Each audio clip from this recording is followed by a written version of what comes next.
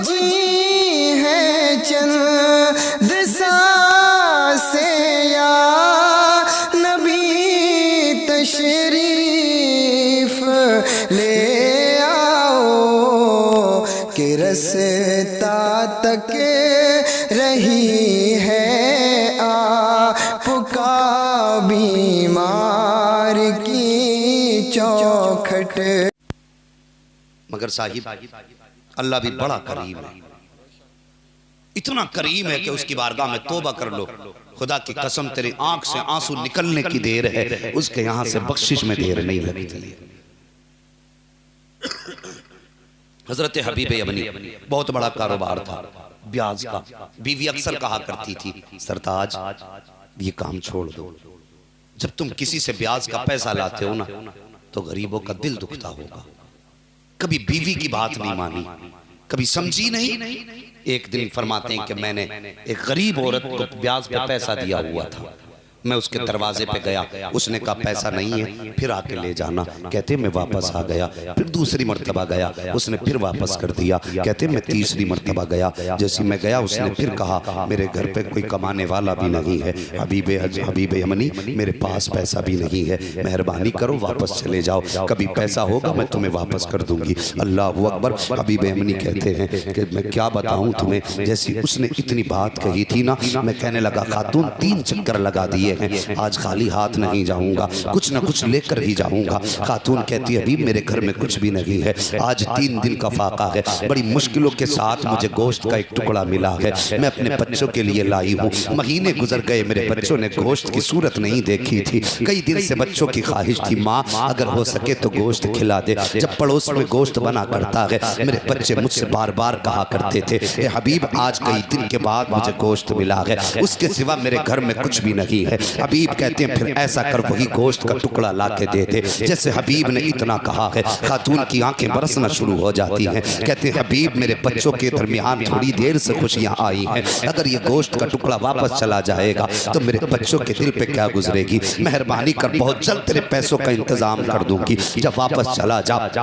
हबीब यमनी कहते हैं मैंने उसकी एक ना सुनी, मैंने कहा मैं पैसे लेने आया हूँ, कुछ ना कुछ लेकर के जाऊंगा। अल्लाह अकबर। हबीब यमनी ने इतना कहा, खातून कहती है हबीब माफ कर वापस चला जा। जैसी कहती है कि मैं हबीब ने गोश्त की सिफारिश की, मुझसे जिद की, मैंने कहा हबीब ना कर ऐसा। आप फरमाते कि मैंने नहीं माना, अंदर गया, मैंने गोश्त के टुकड़े पे हाथ डाला, जब लेके चलने लगा बच्चे माँ के कदमों से लिपट गए, रो के कहने लगे माँ क्या आज भी गोश्त नहीं खा पाएंगे, ए माँ क्या आज भी हम गोश्त के लायक नहीं रह गए हैं। हबीब यमनी फरमाते खातून तड़प गई, रोने लग जाती है इतना सुन के। हबीब कहते मैंने उसकी एक ना सुनी, उसने 1000 मन्नतें की, हाथ जोड़े पैर पकड़े, मैंने धक्का दिया, घर आ गया, अपनी बीवी से कहा बीवी जरा गोश्त बना दे। कहते मेरी बीवी ने गोश्त बनाने के लिए रखा, उससे पहले मुझसे कहा हबीब ये लाए कहाँ से हो। कहने लगे फलां के घर पैसे लेने गया था, लेकिन पैसे न मिल सके तो गोश्त उठा करके ले आया हूँ। कहते मेरी बीवी मुझसे कहने लगी हबीब गुनाहों से तौबा कर ले,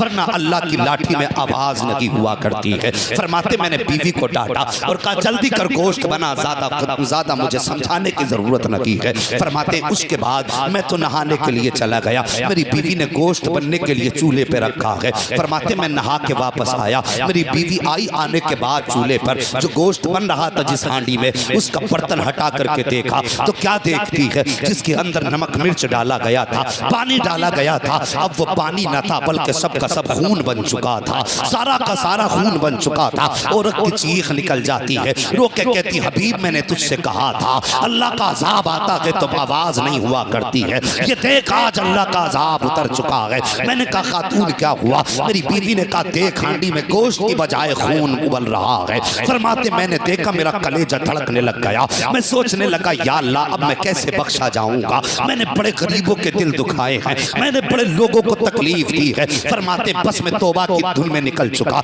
अल्लाह वाले की तलाश में जा रहा था, है कोई जो मुझे तौबा करा दे। फरमाते जब मैं रास्ते से गुजर करके जा रहा था, बच्चे खेल रहे थे छोटे छोटे, मुझे दूर से आते देखा। मेरा पाप इतना बड़ा था, मेरा गुनाह इतना बड़ा था कि बच्चे दूर से देख के कहते हैं ए बच्चों रास्ता खाली कर दो, वो देखो हबीब अमनी आ रहा है, इतना बड़ा पापी है, अगर इसके दामन से लगने के बाद हवा हमें लग जाएगी तो हम भी जहन्नमी बना दिए जाएंगे। जैसी बच्चों ने इतनी बात कही है, हबीब अमनी तड़पने लग जाते हैं, रो के कहते हैं ए परवरदिगार, मैं तेरा बंदा इतना बड़ा पापी हूँ कि तेरी बंदे ये आज मेरे गुनाह से इतनी नफरत कर रहे हैं कि मेरे दामन से लगने वाली हवा से इज्तनाब कर रहे हैं। अब बेकरारी का आलम है हबीब के दिल में, दिल उथल पुथल हो रहा है, दिल की दुनिया बदल चुकी है, तलाश में निकले हैं अल्लाह वाले के। ओ खुदा की कसम, एक अल्लाह वाले की चौखट पे पहुंचे हैं, कदम पकड़ के कहते हैं खता हो गई है, सारी जिंदगी रबी नाफरमानी में गुजार दी है,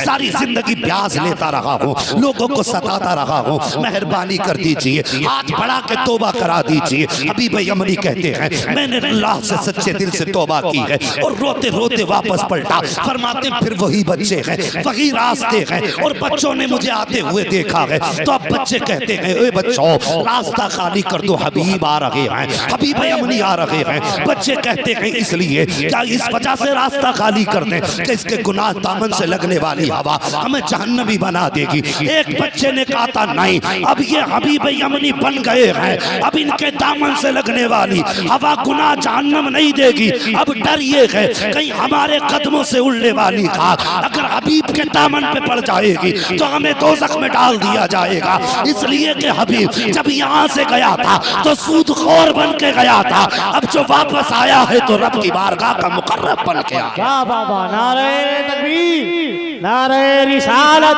नारे गौसियत, उलमाए अहले सुन्नत, मसलके आला हजरत, फैज़ाने आला हजरत, फैज़ाने औलिया इकराम, मुफ्ती हम्माद रज़ा मुरादाबादी। बाबा बहुत अच्छे। मेहरबानी करो, हराम कमाई से बचो, अल्लाह तौफीक दे तो हलाल कमाई तलाश करो। हम लोगों का मिजाज है, हम कहते हैं इबादत, तो हमारी आवाम इबादत से मुराद सिर्फ नमाज समझती है। हमारी कौम इबादत का मतलब सिर्फ नमाज समझती है। वो अभी शबे बारात गुजरी है जवानों, आपके गांव का भी होगा हाल ये, मैंने तो अक्सर गांव में देखा है। शबे बारात गुजरी है, इबादत के नाम पे लोग तमाशे करते हैं, इबादत के नाम पे तमाशे। नौजवानों को देखा होगा मोटरसाइकिल में चाबी लगाई, टंकी भरवा लेंगे पहले, क्यों आज शाम को कब्रिस्तानों के चक्कर लगा ले, इधर सेल्फ मारा, इधर इधर मारा, उधर पूरी रात इस कब्रिस्तान से उस कब्रिस्तान, उस कब्रिस्तान से इस कब्रिस्तान, नतीजा जीरो। कब्रिस्तान जाने की इजाजत है, हुक्म है, लेकिन मौज मस्ती का हुक्म नहीं है। फरमाया गया पुरानी कब्र के करीब जाके बैठ जाया करो, उसकी टूटी हुई लकड़ियों को देखा करो, उसके बैठे हुए ढांचे को देखा करो, और कब्र को देख के ये भी याद किया करो आज ये इसका मकान है, कल मेरा मकान बनेगा। इसलिए हुक्म कब्रिस्तान में जाने का। पूरी रात ऐसी तमाशों में गुजारता, पूरी रात तमाशों में गुजर जाती है। ओ यार, रब को मनाने के ढंग सीखो, रब को राजी करने के ढंग सीखो। निकाह किसकी सुन्नत है बताओगे? नीचे वाले बोल रहे निकाह किसकी सुन्नत है? इतनी डर के बता रहे हो यार, इतना बड़ा काम है कि सबको पता है। किसे किसे मरना है कोई बताएगा? तो जैसे मौत आम है ना, ऐसे ही निकाह भी मशहूर है। निकाह किसकी सुन्नत है? हमारे नबी की सुन्नत है निकाह। और निकाह को अहमियत कितनी देते हैं हम शादी में? सिर्फ इतनी जितनी देर में कबूल कबूल कबूल हो जाए। बाकी स्टेज पे हुकूमत शैतान की, महफिल में हुकूमत शैतान की, जहां खाना चलता वहां हुकूमत शैतान की है। और क्या कहा जाए और कहां तक कहा जाए? जितने जवान जाएंगे ना बारात में, सब चिकने होके जाएंगे, सब। और जिसकी होगी भी ना तो वो उसमें डिजाइन डाल के जाएगा। अजीब हाल है, कोई बिच्छू बनाए फिर रहा मुंह पे, किसी ने छिपकली बना रखी है, और यहाँ ना बना, देर नहीं है, कब्र में आने की देर है। ऐसे की कीड़े अल्लाह मुसल्लत करेगा, न तूने सोचे होंगे न तूने सुने होंगे। नबी की सुन्नत का मजाक बनाने वाले, इंतजार कर उस घड़ी का जब तुझे कब्र में उठा उठा के पटका जाएगा। मैं कहता हूं नबी की जिंदगी से करीब हो जवानों, पूरे बदन को बदलने की बात नहीं करता, उनसे पूछो जिन्होंने चेहरे पे जवानी में दाढ़ियां रखी हैं। खुदा की कसम चेहरे पे दाढ़ी आने की देर होती है, ऐसा लगता है करम मदीने से शुरू हो गया। सिर्फ एक सुन्नत की इतनी बरकतें हैं, और फिर अगर पूरी जिंदगी नबी के तरीके पे अगर गुजारेंगे फिर कितनी बरकतें आएंगी।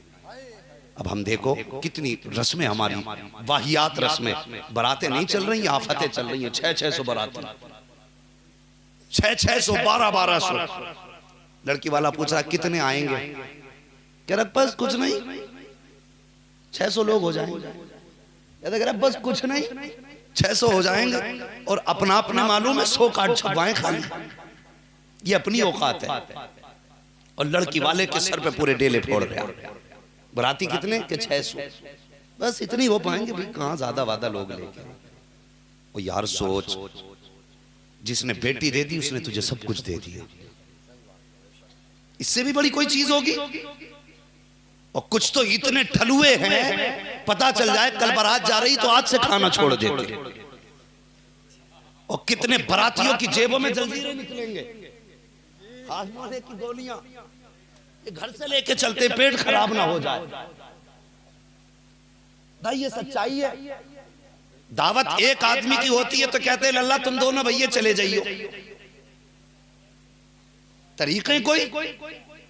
अरे यार उससे पूछ जिसने बेटी की शादी पे खाने का इंतजाम किया है, दरवाजे पे बारात आई नहीं है, अभी खाना बन रहा है, वो गरीब कभी इधर चक्कर लगा रहा है, कभी उधर चक्कर लगा रहा है, कहता है यार कोई कमी मत छोड़ देना, कोई कमी मत छोड़ देना। जैसी बारात आके बैठी है, खाना शुरू होता है, फिर बेटी के बाप के दिल पे पूछो क्या गुजरा करती है, हाथ उठा के कहता है या अल्लाह लाज रख लेना, या अल्लाह लाज रख लेना, मेरी इज्जत बचा लेना, या अल्लाह बेटी का बाप हूँ, कोई कमी न रह जाए, अगर कमी रह गई तो जिंदगी भर बेटी को ताने लोग देते रहेंगे। अल्लाह अकबर। ये बेटी वालों से पूछो जिल पे क्या गुजरा करती है। और तू बारात में 600 को लेके आ गया, 1100 को लेकर के आया है, कभी तूने सोच तो लिया होता अगर वहां पे खाना कम पड़ गया, उस गरीब बाप की आबरू बचाने के लिए कौन आएगा? कभी तेरे आगे जाके कह रहा है, बाप बेटी का कहता है नमक कम हो तो माफ कर देना, मिर्च ज्यादा हो तो माफ कर देना, लेकिन हमारी कौम इतनी बड़ी बेगैरत है, नाक तक खा के उठा करते हैं और उठने के बाद तीली मुंह में डाल के कहते हैं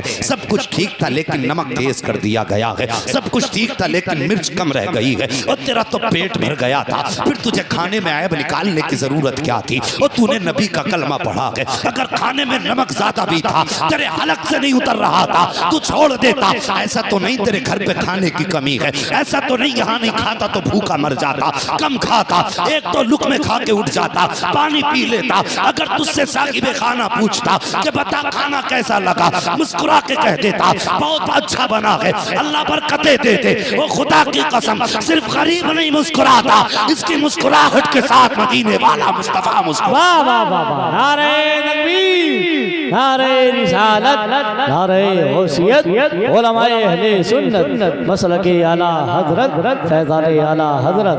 वाह वाह वाह, सुभान अल्लाह, सुभान अल्लाह। बहुत अच्छा मुफ्ती साहब, बहुत अच्छा।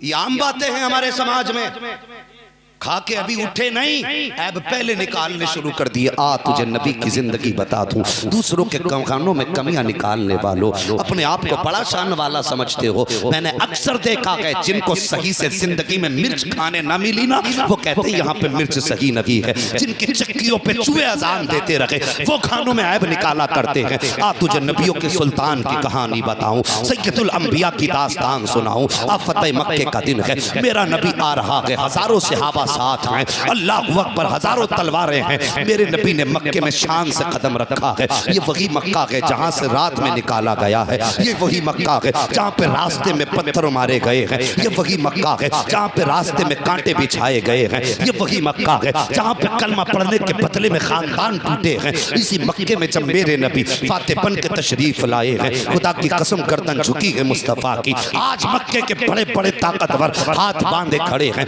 कोई सोच रहा था ये मेरे मेहमान बन जाएं, कोई चाहता था मेरे दस्तरखान पे खा ले, लेकिन आओ नबी की एक चचाजाद बहन है, नाम उम्मे हानी है, जिस दिन से कलमा पढ़ा है, शौहर छोड़ के चला गया, गुर्बत की जिंदगी गुजर रही है, बच्चे छोटे छोटे हैं, बच्चे रास्ते में थे, मेरे नबी की आमद हो रही है, सरकार को बच्चों ने आते देखा है, तोड़ करके माँ की गोद में जाके बैठ गए, कहते माँ तू जिंदगी भर जिस नबी की कहानी सुनाती रही है, आज हमने उसी मोहम्मद को देख लिया है, तूने सारी जिंदगी जिसकी मोहब्बत में आंसू बहाए हैं, आज हमने उसे मक्के में आते देखा है। माँ ने कहा था बेटे किसकी बात कर रहे हो, कहा माँ जिसे तू भाई कहा करती है, आज वही मक्के में मोहम्मद आए हैं। जैसे इतनी बात उम्मे हानी ने सुनी है, कहा बेटे तुम्हारी नजरों का धोखा हो सकता है, कहा नहीं माँ आज हजारों तलवारें उनके साथ हैं, कई हजार सहाबा उनके पीछे पीछे हैं। जैसी इतनी बात बच्चों ने कही थी, माँ कहती बेटे मुबारक हो, अगर वो आए हैं तो मुबारक हो। बच्चे कहते हैं माँ तू कहा करती थी कि जब गर्मी लगती थी तेरे कमरे में आके लेटा करते थे, जब पसीना आता था तो बोतल में इकट्ठा करती थी। ए माँ बता तो सकी, वो गुर्बत का दौर था, आज वो फाते बन के आ रहे हैं। ए माँ बता कि आज वो तेरे दरवाजे पे आएंगे कि नहीं, क्या उन्हें आज भाई बहन का रिश्ता याद रहेगा कि नहीं। हजरत उम्मे हानी कहती हैं जैसी बच्चों ने इतनी बात कही थी, मेरा कलेजा तड़पने लग गया था, मैं सोचने लगी थी अगर हाँ कहती हूँ ना आए तो बच्चों को क्या जवाब दूंगी, और अगर आ गए ना कहूंगी तो फिर बच्चे कहेंगे माँ कैसे कह दिया था। बच्चे ने कहा माँ बताती क्यों नहीं है, क्या वो आएंगे कि नहीं आएंगे, हम गरीब ठहरे हैं, आज वो मक्के के सरदार बन के आ रहे हैं। ए माँ बता तो सही, क्या आज उन्हें हम गरीबों का रिश्ता याद रह जाएगा। उम्मे हानी फरमाती हाँ बेटे वो बहन का रिश्ता जरूर याद रखेंगे। फरमाती अभी मैं बातें कर रही थी कि अचानक मेरे दरवाजे पे दस्तक हुई, मैंने पूछा कौन, आवाज आई अना मुहम्मदुर रसूलुल्लाह, अना मुहम्मदुर रसूलुल्लाह। फरमाती इतनी आवाज का आना था, मैं तो अपनी जगह पे खड़ी थी, मेरे बच्चों ने छलांग लगाई, दरवाजे पे पहुंचे, जैसे दरवाजा खुला क्या देखती हूँ मेरा भाई मोहम्मदुर रसूलुल्लाह जलवागर है, मेरे आका आए खड़े हैं। सरकार को देख के उम्मे हानी फरमाती है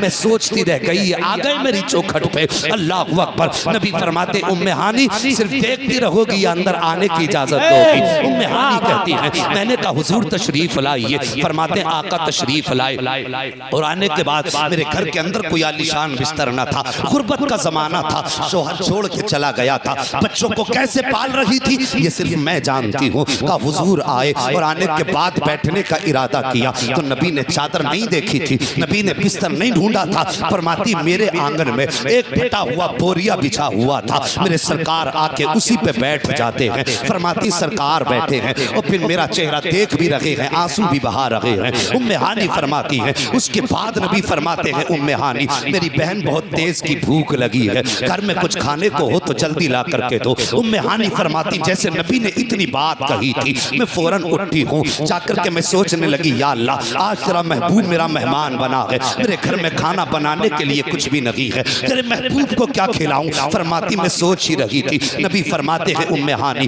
आज मक्के के बड़े बड़े सरदारों ने हाथ पकड़ा था कि मेरे दस्तरखान पे खा लो, किसी ने कहा था मेरे दस्तरखान पे खा लो, लेकिन मैंने सबसे कह दिया था आज मैं सबसे पहला खाना तुम्हारे दस्तरखान पे नहीं खाऊंगा, अगर खाऊंगा तो अपनी बहन उम्मे हानी के दस्तरखान। वाह वाह वाह, नारे तकबीर, नारे रिसालत, नारे गौसियत, अज़मते मुस्तफा, शाने मुस्तफा। वाह वाह वाह, सुभान अल्लाह। तवज्जो है आप लोगों की, अभी थके तो नहीं है, जरा सारे कहते हैं या रसूल अल्लाह, अल्लाह सलामत रखे।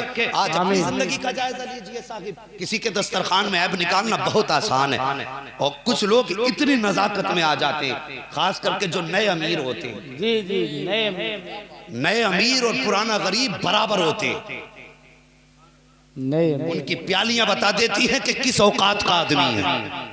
क्या कहने, वाह वाह।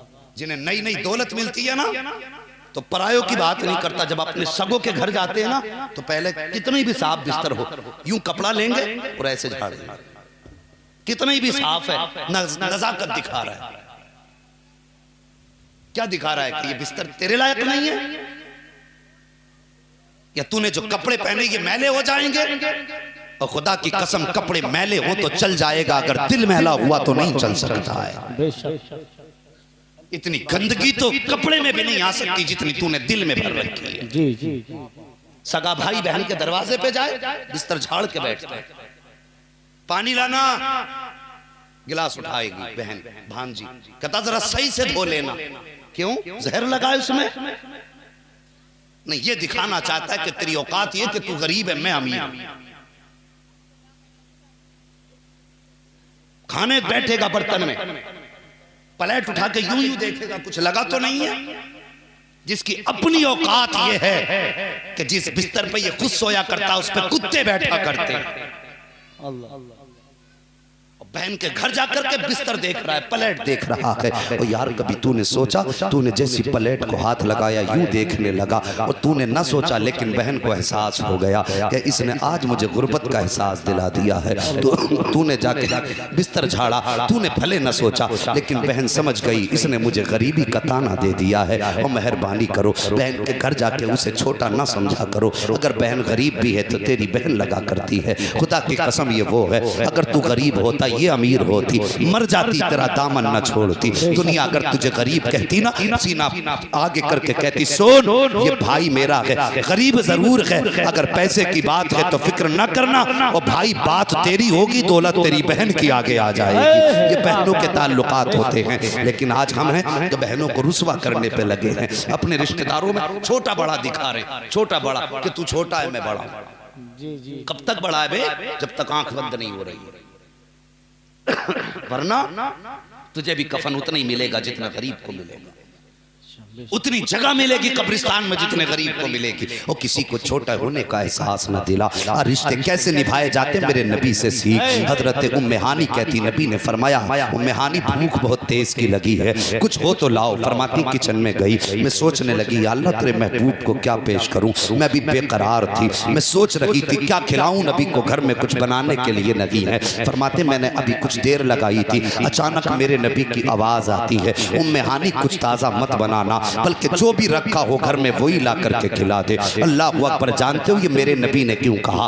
वजह ये थी कि नबी जानते हैं उम्मे हानी के आंगन में कुछ भी नहीं है, इसका किचन खाली है, दस्तरखान खाली है, इसलिए मेरे नबी ने फरमाया था उम्मे हानी कुछ नया मत बना देना, बल्कि जो रखा हो वही ला के खिला देना। उम्मे हानी फरमाती मैंने किचन में देखा एक जौ की रोटी का सूखा टुकड़ा पड़ा हुआ था, थोड़ा सा प्याले में सिरका मौजूद था, मैंने वही सूखा टुकड़ा लिया, एक सिरका का प्याला लिया, ले जाने के बाद मैंने नबी के आगे रखा है। जैसे मैंने आगे जाके रखा, मेरे नबी ने देख के चेहरे पे बल नहीं डाले हैं, अभी माथे पे लकीरें नहीं आई हैं, ये नहीं कहा था उम्मे हानी ये क्या रख दिया है। फरमाती मैंने देखा, नबी देख के मुस्कुराए, हाथ आगे बढ़ाया, सरकार ने थोड़ा सा टुकड़ा तोड़ा, तोड़ने के बाद सिरके में डुबोया, और डुबोने के बाद नबुव्वत वाले मुंह में रखा है। रखने के बाद उम्मे हानी फरमाती है मैं नबी को देख रही थी, बड़ी मुश्किल से वो रोटी का टुकड़ा चबाया जा रहा है, आका करीम चबाते जा रहे हैं, उसको चबाने में नबी को तकलीफ हो रही है, लेकिन असर चेहरे पे नहीं आया है, असर चेहरे पे नहीं आया है। फरमाती मुस्तफा चबाते रहे, बड़ी मुश्किल से जब चबाया गया उसके बाद नबी ने पानी के जरिए उस लुकमे को हलक के नीचे उतारा। उम्मे हानी फरमाती मैं देख रही थी नबी बड़ी मुश्किल से उस सूखे टुकड़े को खा रहे हैं। फरमाती जब खा चुके, नबी ने ये नहीं फरमाया था उम्मे हानी क्या ला के दिया था, ये मेरे खाने के लायक न था, उम्मे हानी तूने क्या आगे रख दिया, बल्कि फरमाती है कुर्बान जाऊं अपने आका की शान पर। फरमाती जब वो खा चुके टुकड़ा, उसके बाद हाथ उठा के कहा था या अल्लाह तेरा शुक्र है जिसने तूने पेट भरने का इंतजाम कर दिया है। और उसके बाद कहा था उम्मे हानी तेरा शुक्रिया अदा करता हूँ कि जो लज्जत मुझे आज बरसों पहले तेरे दस्तरखान पे आई थी, आज बरसों के बाद खुदा ने वो ताकला तेरे दस्तरखान पे अता। सुभान अल्लाह। नारे तकबीर, नारे रिसालत, नारे गौसियत, उलमाए अहले सुन्नत, मुफ्ती मोहम्मद हम्माद रजा मुरादाबादी। वाह वाह। मेहरबानी करो किसी के खाने में ऐब ना निकाला करो। हर आदमी अपनी हैसियत से इंतजाम करता है, अगर उसे तुझे कच्चा ही खिलाना होता तो इतनी देर आग न जलाता। तुझे पता है गरीब आदमी खाने के लिए कितनी दिक्कतें उठाता है, कहां कहां से इकट्ठा करके खाने का इंतजाम करता है, और तूने 1 मिनट में उसमें लात मार दी है? तू दीवार खड़ी करे जिसको तोड़ के बनाया जा सकता है, और कोई ये कह दे कि ये ईंट इधर निकल गई, मालिक के दिल में आता है ये ईंट उठा के इसके सर में मार। तेरी दीवार की कोई बुराई कर दे तो तुझे बर्दाश्त नहीं होता। ओ यार जिसने 3 साल लग गई इसलिए मेहनत की कि बच्ची की बारात को खाना देना है, आने वाले मेहमानों का पेट भराना है, 3 साल की मेहनत तूने लम्हों में खत्म कर दी। और फिर नारे लगते हैं गौस का दामन नहीं छोड़ेंगे, आला हजरत का दामन नहीं छोड़ेंगे। झूठे हैं ये नारे।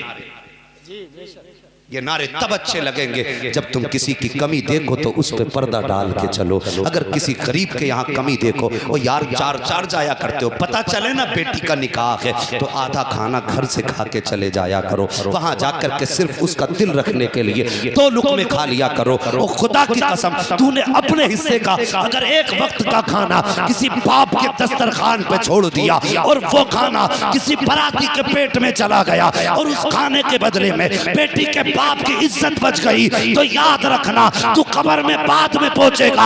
इज्जत बचाने के लिए मदीने वाला मुस्तफा पहले आ जाए। वाह वाह वाह, क्या बात है, वाह वाह, बेशक, सुभान अल्लाह। इज्जतों की हिफाजत करो, दूसरों की इज्जतों की कदर करो, अपने घर से थोड़ा खा के जाया करो।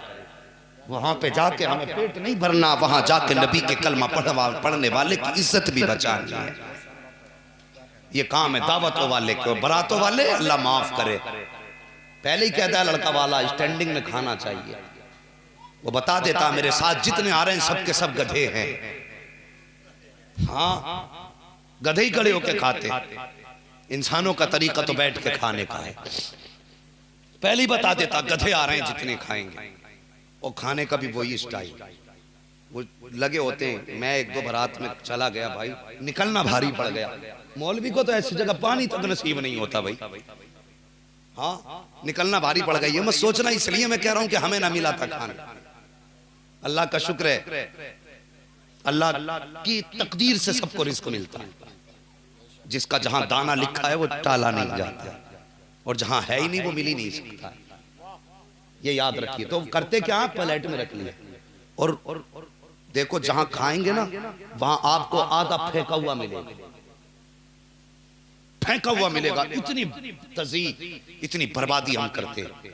और मेरे नबी ने फरमाया सबसे अच्छा खाना वो है जो दस्तरखान पे गिरा हुआ उठाया जाए। ये तालीम है मेरे नबी की। सबसे अच्छा खाना वो है जो दस्तरखान से उठा के खाया जाए, और तुम फेंक दिया करते हो। नबी ने खाने में तरीके बताए कि गिरा हुआ पहले उठा के खाओ। तुम्हें नहीं मालूम अल्लाह ने ना जाने किस दाने में बरकत रखी।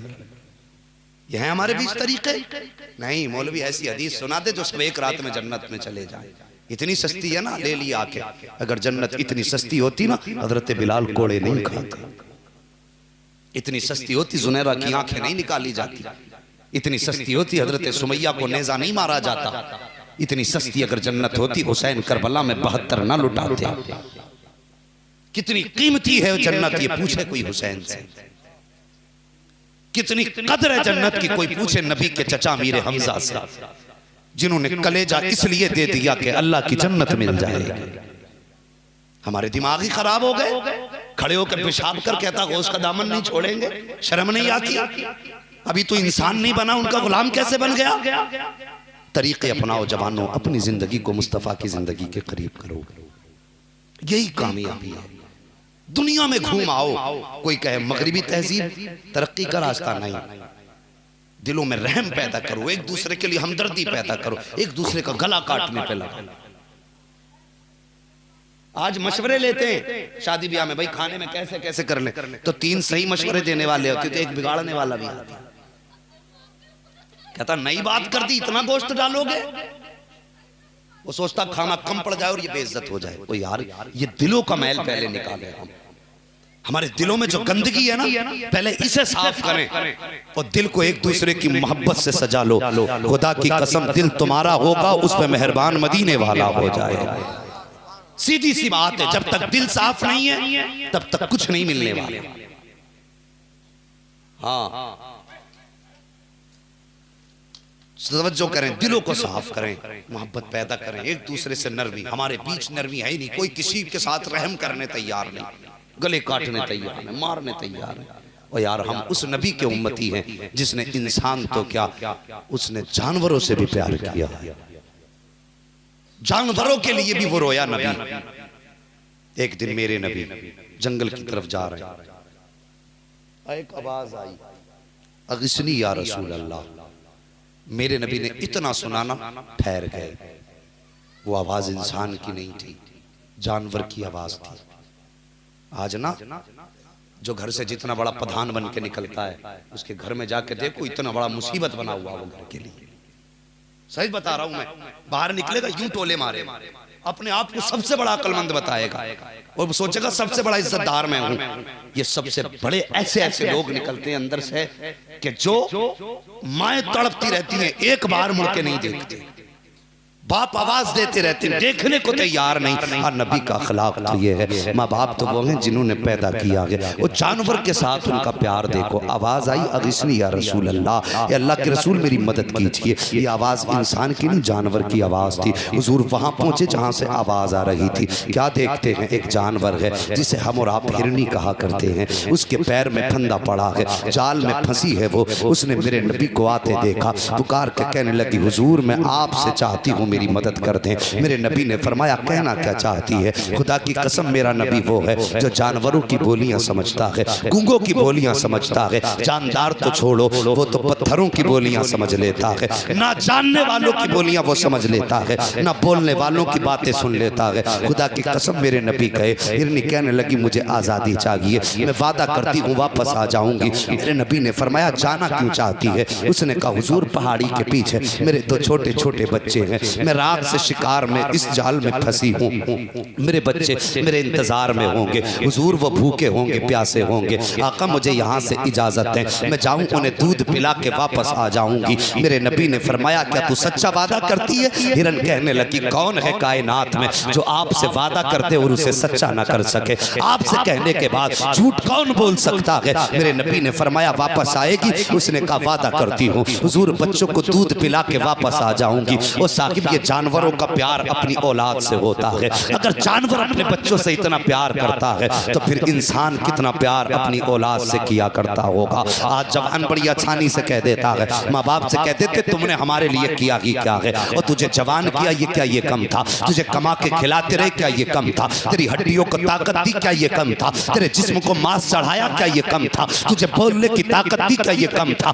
तुझे समझने का शऊर दिया क्या ये कम था। आज आसानी से कह दिया करते हो तुमने किया ही क्या है। ओ खुदा की कसम तू जो चल रहा है यह एहसान माँ बाप का है, तू जो बोल रहा है यह एहसान माँ बाप का है, तू जो सोच रहा है एहसान माँ बाप का है। अगर ये तुझे बोलना ना सिखाते तो तेरी औकात ना थी तू एक जुमला बोल देता। अगर ये तुझे चलना ना सिखाते सारी जिंदगी जमीन पर खिसड़ के चलता, लेकिन तुझ में चलने की ताकत ना आती। ये एहसानात माँ बाप के हैं। अब जानवर की जिंदगी देखो। हिरन ने कहा था हुजूर रात से मेरे बच्चे भूखे हैं, वो कब से मेरा इंतजार कर रहे हैं, इजाजत दीजिए मैं वापस आ जाऊंगी। मेरे नबी ने फरमाया वादा तो सच्चा है। कहने लगी हुजूर कौन है कायनात में जो आपसे झूठ बोल सकता है? मैं वादा करूं वापस ना आऊं, ये तो हो ही नहीं सकता है। अल्लाह अकबर। हिरन ने वादा किया है। जैसी वापस जाने लगी है इतने में यहूदी आ जाता है, आके कहता है तुमने मेरा शिकार छोड़ दिया है, इसका बदला मैं तुमसे लूंगा। मेरे नबी फरमाते ठहर जरा गुस्से को ठंडा कर, सुन वो अभी वापस आ जाएगी,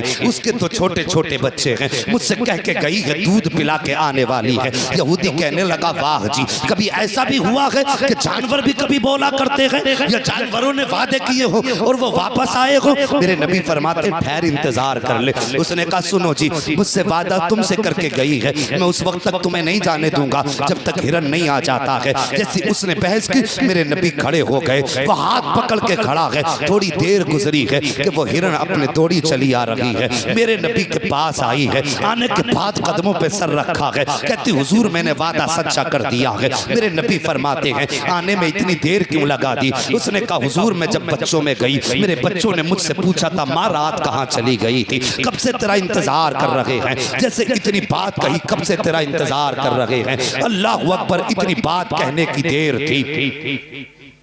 इसको बुझा दीजिए। माँ बाप की इज्जत करो जवानों, बुजुर्गों, माँ बाप की कदर कर लो। ये बैठे हमारे सामने सफेद बालों वाले, इनसे पूछो कि आज भी माँ बाप की याद आती है? और खुदा की कसम आज भी माँ की याद रुलाना शुरू कर देंगे। उम्र 70 जरूर है लेकिन माँ की ममता बुढ़ापे तक सताया करती है।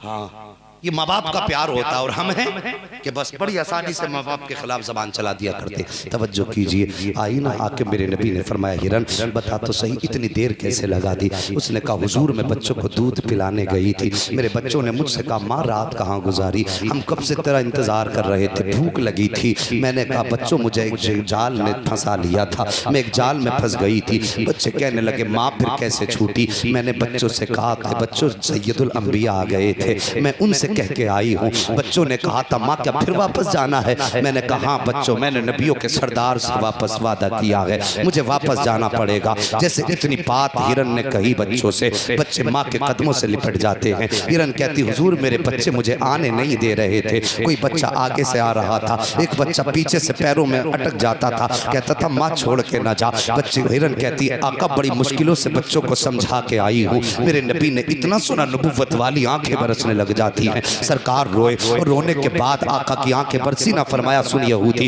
इस हिरन को तू मुझे बेच दे। जैसे इतना मेरे नबी ने कहा, वो कहता है क्या करोगे? कहा कि मैं इसको खरीदना चाहता हूँ। इतनी बात यहूदी ने सुनी थी। वो कहता ये क्या कह रही है? मेरे नबी फरमाते यहूदी ये मुझसे कह रही है कि बड़ी मुश्किल से बच्चों को समझा के आई हूँ, हुजूर आपसे वादा किया था इसलिए मैं मरने के लिए वापस आ गई हूँ। जैसे यहूदी ने इतना सुना है उसकी भी आंखों में आंसू आ जाते हैं। कहता है ए मुसलमानों के नबी, खरीदने की जरूरत नहीं है, मैं आपको अपनी तरफ से इसको तोहफे में पेश कर देता हूँ। मेरे नबी ने तोहफे में लिया और लेने के बाद बैठे जमीन पे हिरन के सर पे हाथ रखा और फरमाया जा आज तुझे मोहम्मद आजाद कर दे रहा है, अपने बच्चों में वापस चली जा। वो हिरन पीछे को देखती जाती थी, नबी को दुआएं देती जा रही थी, मुड़ के देखती जाती थी, दुआएं देती जा रही थी। जब नबी वापस चलने लगे यहूदी आगे बढ़ा, नबी का दामन पकड़ा। जैसे दामन पकड़ा आका फरमाते हैं अब क्या चाहिए? उसने कहा हुजूर सिर्फ हिरन को आजाद करके जा रहे हो, मुझे किसके सहारे छोड़ के जा रहे हो? ए आका जिस तरह आपने हिरन को आजादी दी है मुझे भी दोज़ख से आजादी अता फरमा दी। सुभान अल्लाह। नारे तकबीर, नारे रिसालत, नारे गौसियत, उलमाए अहले सुन्नत, अज़मते मुस्तफ़ा, शान मुस्तफ़ा, मुफ्ती हम्माद रज़ा मुरादाबादी। बहुत अच्छे बात। हाँ साहिब, जो जमीन वालों पर रहम करता है अल्लाह उस पर रहम फरमाता है। मेरे नबी के दिल में जानवरों का इतना दर्द और हमें अपनों का दर्द नहीं। सोचिए हम कैसे मुसलमान हैं। मैं आपको नहीं बताऊंगा, तुम्हारा परसेंटेज मैं नहीं बताऊंगा, खुद सोचना। नबी जानवरों से भी प्यार करें और हम अपनों से भी प्यार न करें, फिर सोचो कौन से मुसलमान। सहाबा नबी की नाम पे गर्दनें कटा दे और हम निकाह के मौके पे गाने बजाएं, सोचो हम कौन से मुसलमान। मेरे नबी बहन के दस्तरखान पे सूखे टुकड़े खा लें और मुस्कुरा के बहन को दुआएं दें और हम तला भुना खा के भी खाने में ऐब निकालें, सोचो हम कौन से मुसलमान। गौर करो, मेरे नबी ने गरीबों को सीने से लगाया, हम गरीबों का खून पी रहे हैं, सोचो हम कौन से मुसलमान। लक़द कान लकुम फ़ी रसूलिल्लाहि उस्वतुन हसना, मेरे महबूब की जिंदगी तुम्हारे लिए बेहतरीन नमूना है। हाँ साहिब, मुस्तफ़ा की ज़िंदगी अपना लो, आक़ा करीम से प्यार करो। अगर वो हमारे हो गए तो समझ लेना सारी खुदाई हमारी हो जाएगी। डॉक्टर इकबाल ने कहा था कि मोहम्मद से वफा, तूने तो हम तेरे हैं, ये जहाँ चीज़ है क्या लोहो कलम तेरे हैं। अगर मुस्तफ़ा के ना हो सके तो कायनात में किसी तरक्की की उम्मीद मत करना। उनके जो हम गुलाम थे, खल्क के पेशवा रहे, उनसे फिरे जहां फिरा आई कभी वकार में। हाँ, ये संबल हमारा पाकिस्तान कहलाता है कि इतनी आबादी हमारी और फिर भी हम रुसवा हैं। कमी तो कुछ ना कुछ हमसे हुई है। सिर्फ मोदी और योगी जिम्मेदार नहीं, तुम भी जिम्मेदार हो, हम भी जिम्मेदार हैं। हर बंदा अपने घर के हालात बेहतर कर ले। शादी ब्याह में देखना, तमाशों में देखो, हमारे घर की बेटियां ऐसे लिबास पहनते कि देखने वालों को शर्म आती है, पहनाने वाले को हया नहीं आती। ना सरों पे दुपट्टे, ना बदन पे कपड़े ढंग के। और तेरी बेटी हो या मेरी बेटी हो, कनीज़े फातिमा है, लिबास उनको वैसा पहनाओ। ये नहीं कि मुआशरा किसको पसंद करता है, दुनिया किसको देख के वाह वाह कहेगी, ये मत सोचो। बल्कि जब भी सोचा करो, ये सोचा करो मेरे नबी को पसंद क्या है, मेरे नबी किसको देख के वाह वाह कहेंगे, वो लिबास बेटी को पहना। ये तरीके अपना लो। अगर ये नहीं अपनाओगे तो मैं गारंटी के साथ कह जा रहा हूं, अगर तौबा किए बगैर मर गए तो फिर अंजाम के बारे में सोचते रहना। बदल लो अपने तरीके।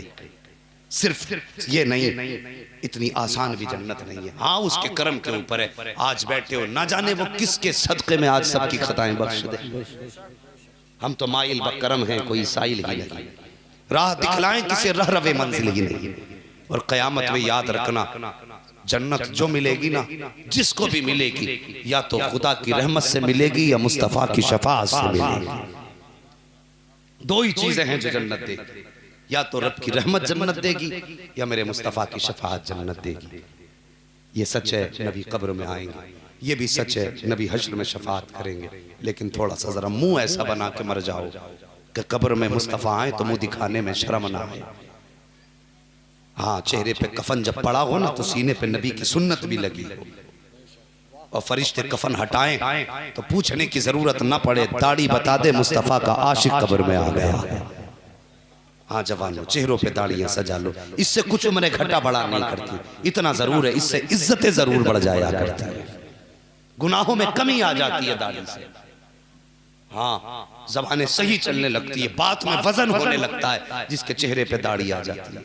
वरना दाढ़ी ना हो तो कहते हैं जुम्मन के लड़के ने, अच्छन ने ऐसा कहा, बब्बन ने ऐसा कहा। और जिस दिन दाढ़ी आ जाती है ना कि साहब मुल्ला जी देखो ऐसी बात कह रहे हैं, फिर अनपढ़ को भी लोग मुल्ला जी कहने लगते हैं। मेहरबानी करो जवानों, दुनिया छोड़ो, ये रंग, इनमें कुछ मजा नहीं है। गाने बजाते बजाते मर गए, कितने एक्सीडेंट होते हैं, लीडें लगी रह जाती, कितने सो के उठे लीड कान में थी, गाने बज रहे थे। ऐसी मौत से अल्लाह बचाए। अगर कानों में लीडें लगानी है ना तो मुस्तफ़ा की नात के तरह ने सुना कर।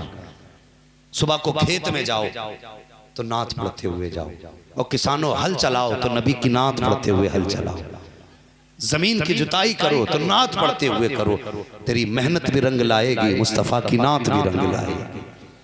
दवा का असर तो होगा ही होगा, जो भी होगा, लेकिन फिर देखना नात पढ़ के खेती कर, और खुदा की कसम दवा उतना फायदा नहीं करेगी जितना फायदा मदीने वाले की दुआ कर जाएगा। तरीके अपनाओ जवानों, आका से रिश्ते मजबूत करो। शादियां हों तो अपनी शादी पे सेरा तेरा बंधे, और बातें मदीने वाले की होनी चाहिए।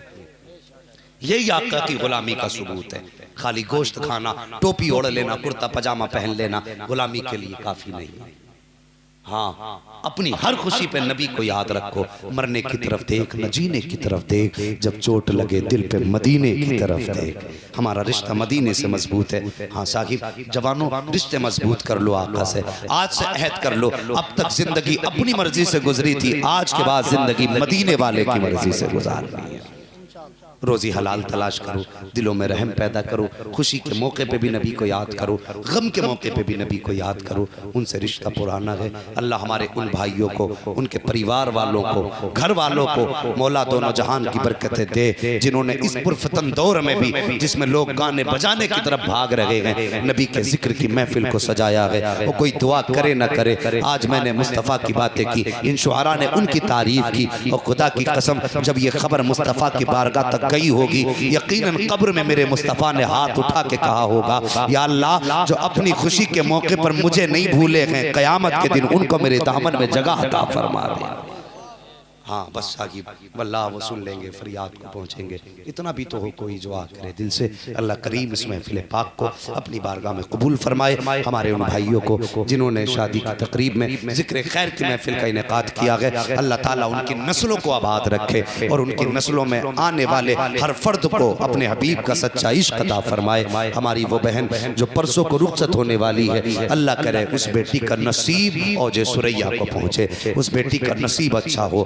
अल्लाह ताला उस बेटी की नई जिंदगी में बरकत अता फरमाए। बस जो हुए अगलात उनको माफ फरमाए रब्बे कायनात। जिंदगी ने दिया साथ, फिर होगी मुलाकात।